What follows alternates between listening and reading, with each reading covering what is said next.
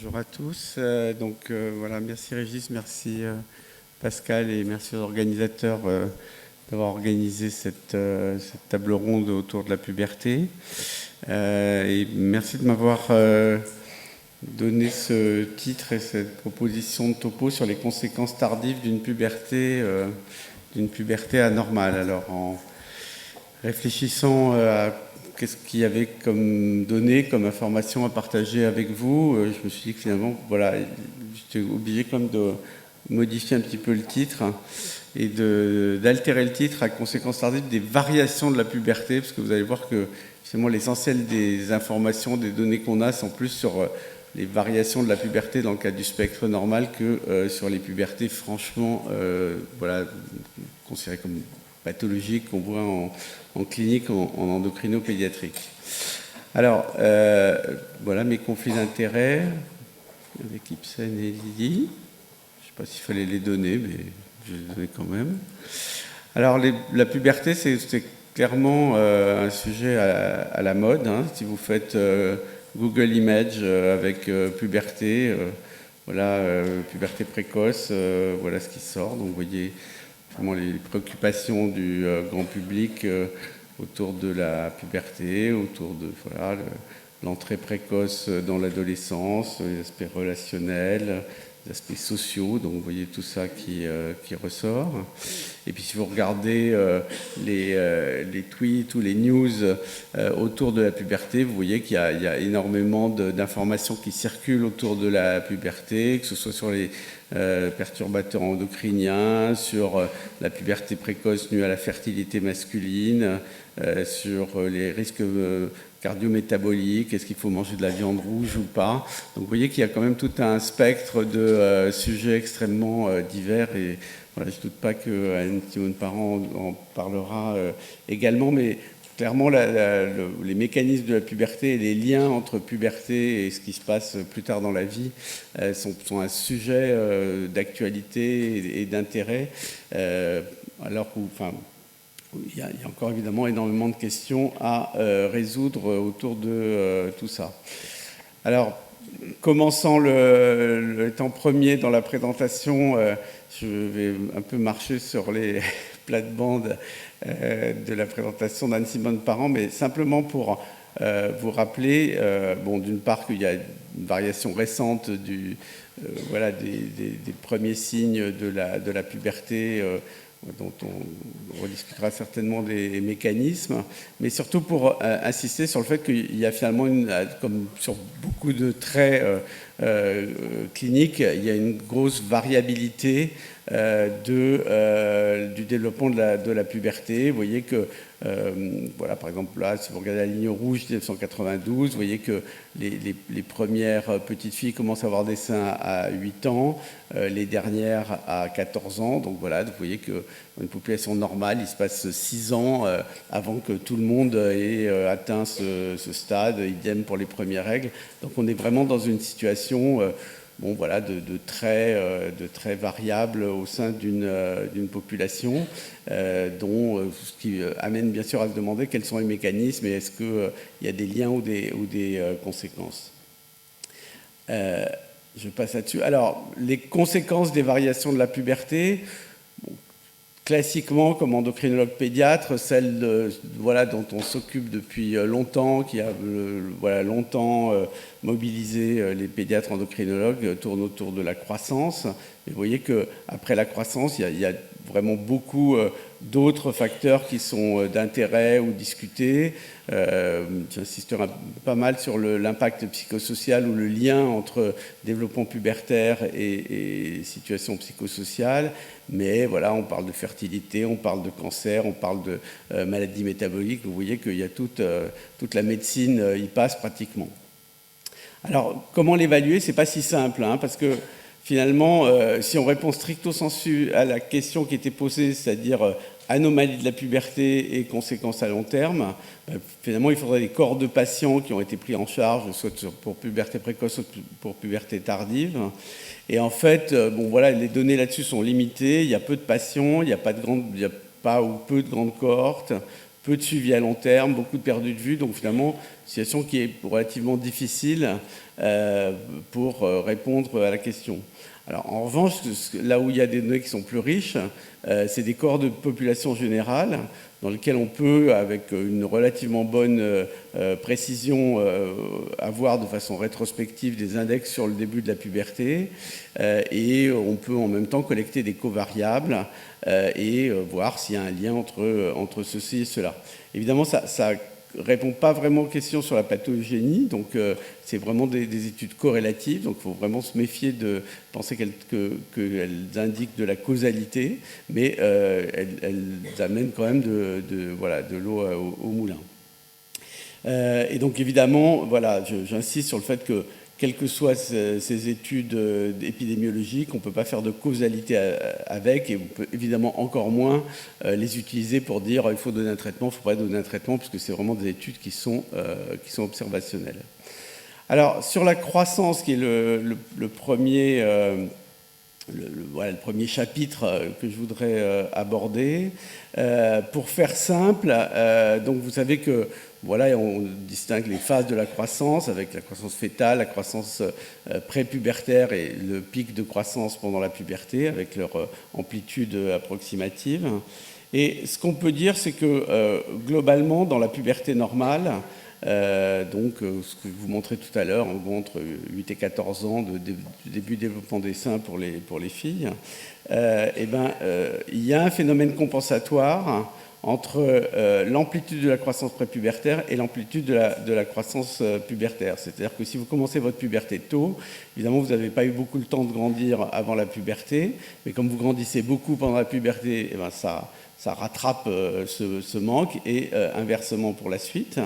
Évidemment, quand vous allez dans les extrêmes, soit dans une puberté vraiment précoce, soit dans une puberté vraiment très très tardive, dans un hypogonadisme, finalement ce mécanisme compensatoire ne fonctionne pas, et dans ces cas-là, voilà, les jeunes adultes ont tendance à être un peu plus petits ou un petit peu plus grands que dans la puberté normale. Alors pour substancier ça par des données, ça c'est la traditionnelle courbe de croissance pubertaire avec le pic de croissance au moment de la puberté, mais dans une étude où ont été séparés pour les garçons et pour les filles, ceux qui commencent tôt, ceux qui commencent au milieu, ceux qui commencent tard. Et donc vous voyez que à mesure que le pic de croissance pubertaire est plus tardive, il est d'amplitude et de pic plus bas. Et ça, c'est dans une étude qu'on avait faite sur les données nationales françaises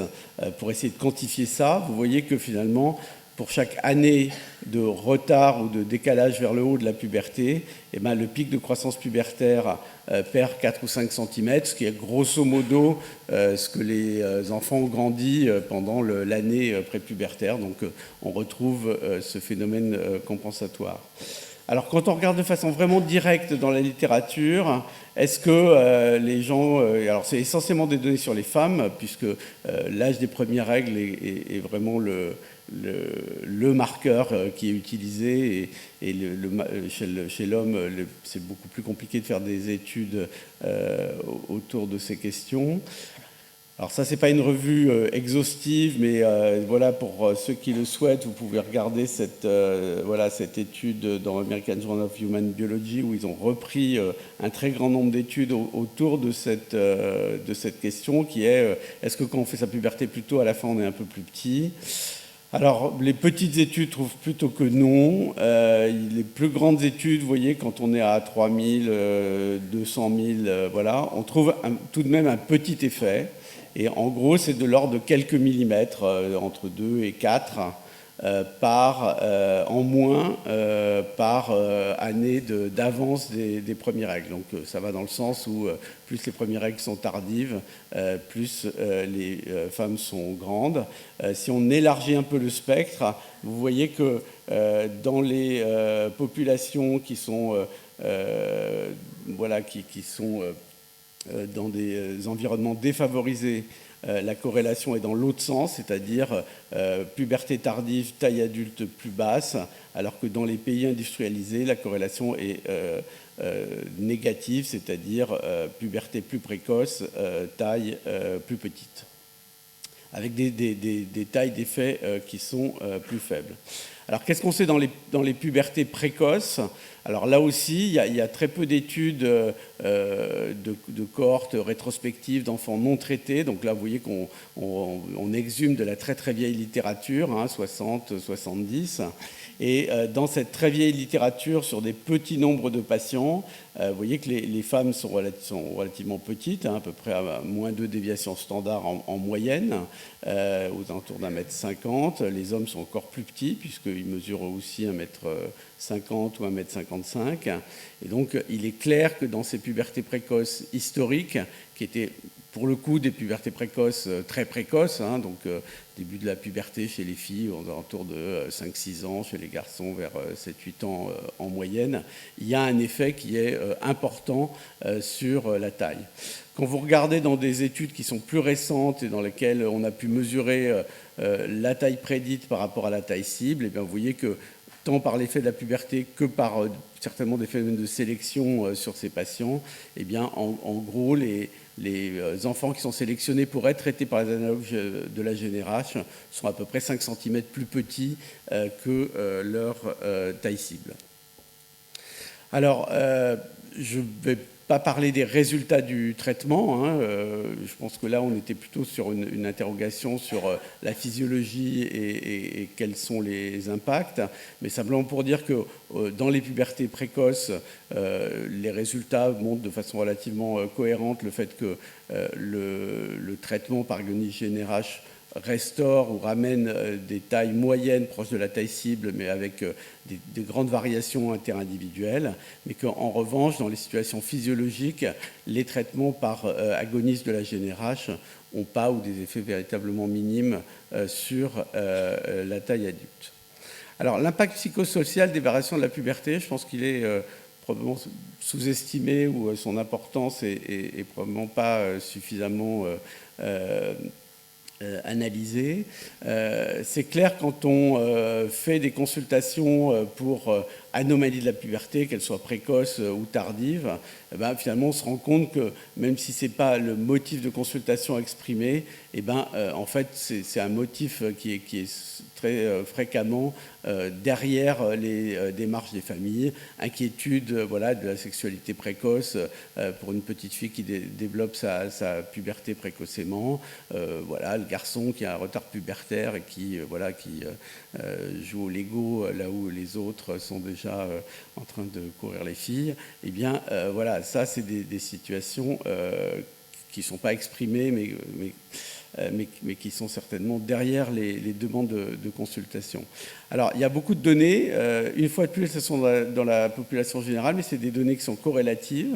Et quand on avait repris tout ça dans le cadre d'un consensus sur l'utilisation des agonistes GnRH, ce qu'on avait conclu, c'était que tout ça, c'était bien intéressant, mais qu'il n'y avait pas de données qui justifient d'utiliser ces traitements dans ce cadre-là. Donc finalement, voilà, ça restait du domaine cognitif, mais pas, il n'y avait pas de données sur l'impact thérapeutique.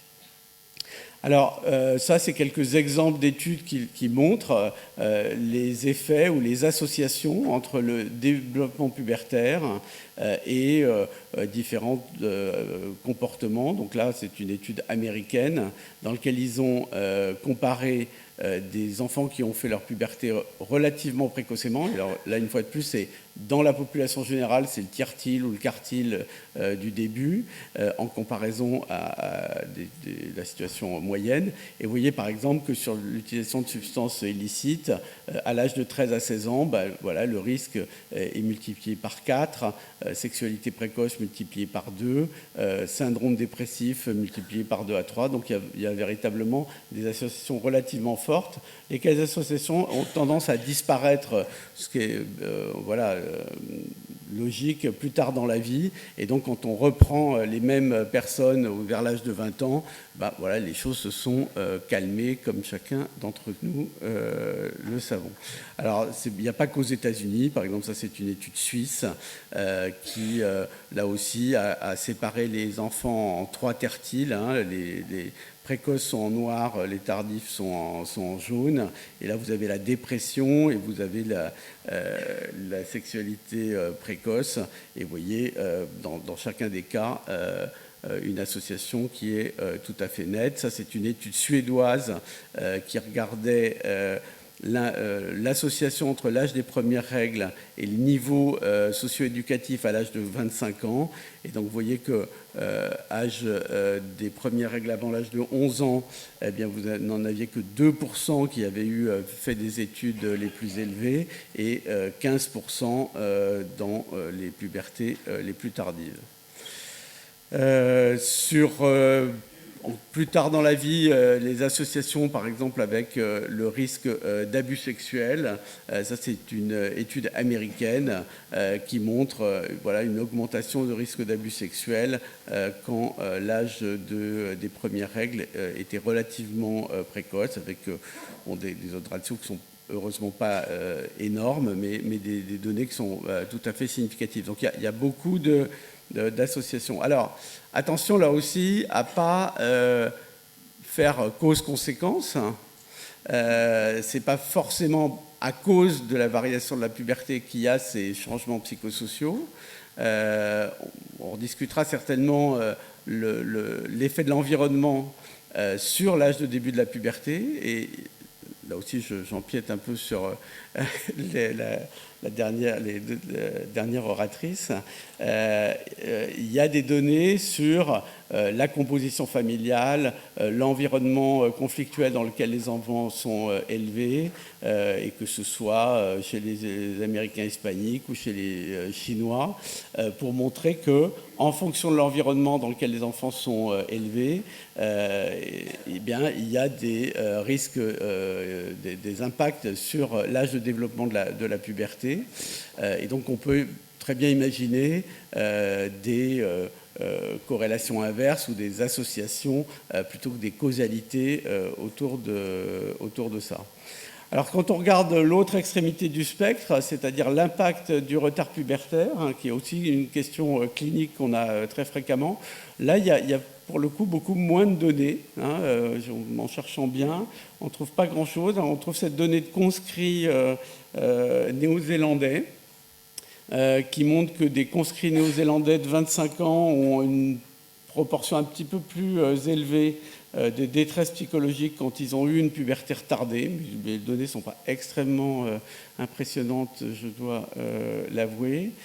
Et ça, c'est des données qu'on avait obtenues dans le suivi longitudinal de patientes qui ont un syndrome de Turner et dans lequel on avait regardé l'impact de l'âge du début du traitement par œstrogène sur l'âge des premiers rapports sexuels.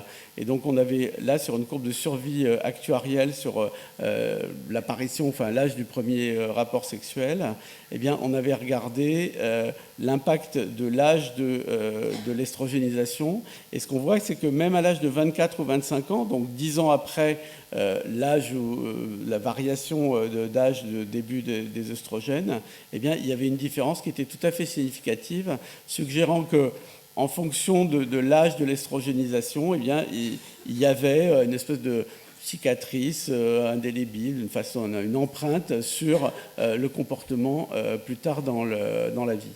Alors ça envoie évidemment à des questions sur le mécanisme, et évidemment, quand il dit mécanisme, dit modèles animaux, et donc pour ceux que ça intéresse, je vous envoie aux données très intéressantes de Caroline Sisk, qui travaille sur le hamster syrien, dans lequel elle a tout un modèle, dans lequel elle le gonadectomise, elle lui redonne des hormones, elle lui redonne pas, enfin bref, elle le teste plus tard dans la vie en fonction, elle induit d'une certaine façon des retards pubertaires pharmacologiques. Et là, ce que vous avez, c'est des données sur ce qu'ils appellent ectopic months, c'est finalement des comportements sexuels inaboutis chez ces animaux. Et vous voyez que ceux qui n'ont pas eu de testostérone à l'âge de la puberté ont de façon significative un comportement sexuel qui ne marche pas très bien. Donc il y a peut-être, voilà, au-delà des aspects sociaux, des aspects sur la circuiterie neuronale, que sais-je, autour de l'âge de début de la puberté. Alors sur fertilité, question qui est souvent posée quand quand on discute l'utilisation d'un traitement, en particulier par agoniste GnRH, l'inquiétude sur voilà, est-ce que le fait de donner un traitement par agoniste GnRH dans le contexte d'une puberté précoce, ça va entraîner une infertilité, ou est-ce que la puberté précoce elle-même va être source d'infertilité ou d'hypofertilité. Question qui voilà, peut paraître d'un côté saugrenue, d'un autre côté pas complètement. Voilà, on se rappelle des données sur les œstrogènes à forte dose et sur le risque d'hypofertilité.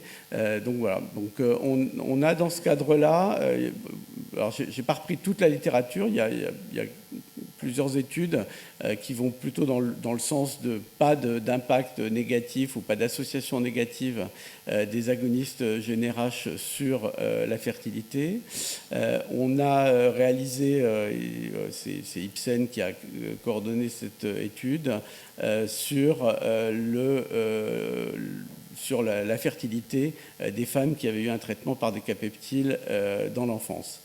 Alors, une limite de cette étude qui était sur à peu près 200 jeunes femmes, c'est leur âge, parce qu'on a eu beau faire une étude qui était relativement à distance du traitement, vous voyez que ces jeunes femmes sont encore trop jeunes pour avoir, dans la majorité des cas, eu un premier enfant. Donc ça, c'est le flowchart de l'étude sur lequel on a pu obtenir des informations sur à peu près 40% des femmes qui avaient été identifiées pour participer à l'étude. Et voilà, sur les 37 grossesses qui avaient eu lieu avant l'inclusion dans l'étude, et vous voyez qu'en termes de durée à concevoir, c'est un profil de durée à concevoir qui est tout à fait standard par rapport à la population générale. Et vous voyez que dans l'étude prospective, où les femmes ont été suivies pendant 12 mois, vous voyez qu'évidemment, la plupart des femmes utilisaient une contraception, ce qui a bien sûr limité notre capacité d'évaluation de leur fertilité. Mais voilà, quand voilà, il y a un tout petit pourcentage de femmes qui ont consulté un médecin pour une hypofertilité. Et en conclusion, que ce soit dans la partie prospective et dans la partie rétrospective, eh bien, la durée à concevoir était de l'ordre de 85% à 1 an, ce qui était semblable à la population générale.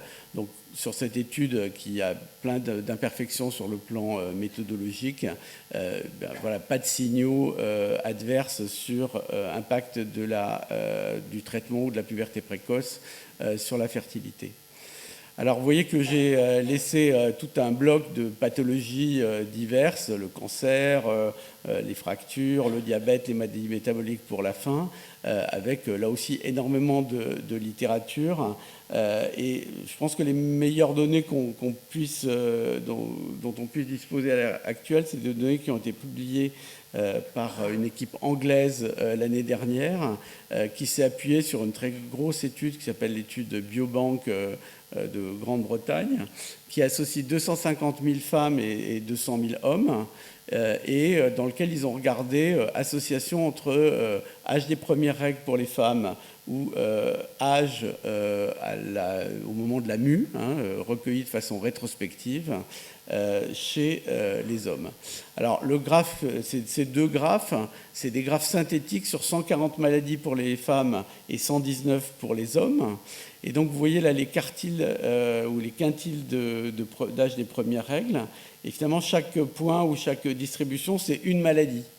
Donc, on a vraiment, là, on est vraiment sur la big picture.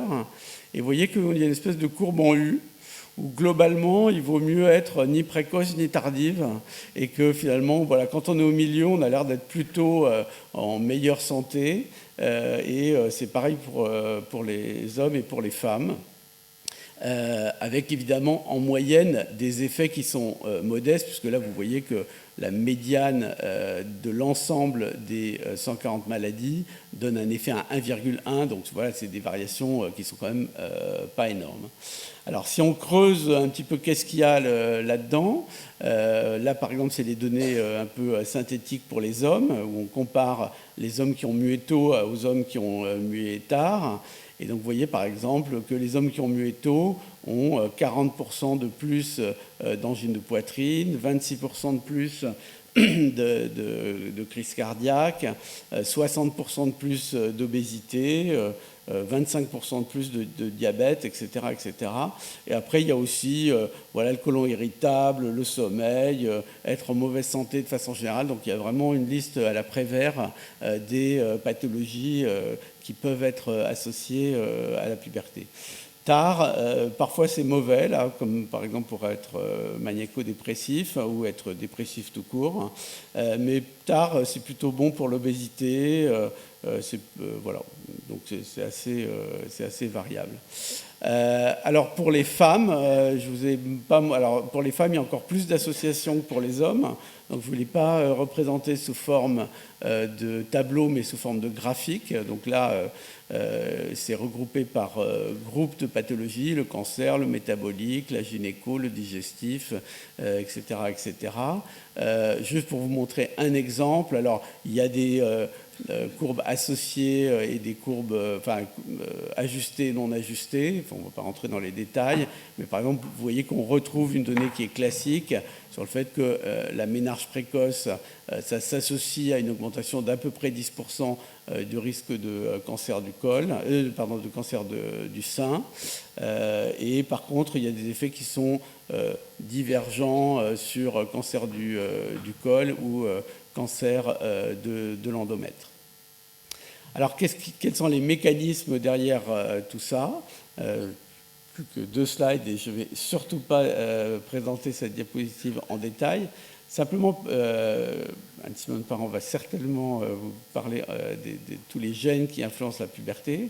Ce qui est très extraordinaire, c'est que tous ces gènes qui ont été identifiés comme jouant un rôle dans la puberté, certains sont purement, entre guillemets, pubertaires, mais il y en a plein, en particulier dans cette liste qui est là, qui sont des gènes qui sont déjà bien connus pour jouer un rôle dans l'obésité, pour jouer un rôle dans le diabète, pour jouer un rôle dans les maladies métaboliques. Donc finalement, on retrouve une causalité croisée et donc non pas une relation de cause à effet entre puberté et ces différentes maladies, mais plutôt le fait que la susceptibilité génétique à la variation à la puberté, c'est la même que la susceptibilité génétique à telle ou telle maladie. Et donc, finalement, voilà. Alors ça, c'est encore mieux représenté sur cette étude, dans laquelle ils ont finalement croisé les corrélations génétiques qui existent entre des maladies et des traits entre elles. Donc là, ils ont pris des dizaines d'études d'associations pangénomiques et ils ont croisé trait par trait. Donc si vous regardez ici âge des premières règles, vous voyez que l'âge des premières règles, les gènes de l'âge des premières règles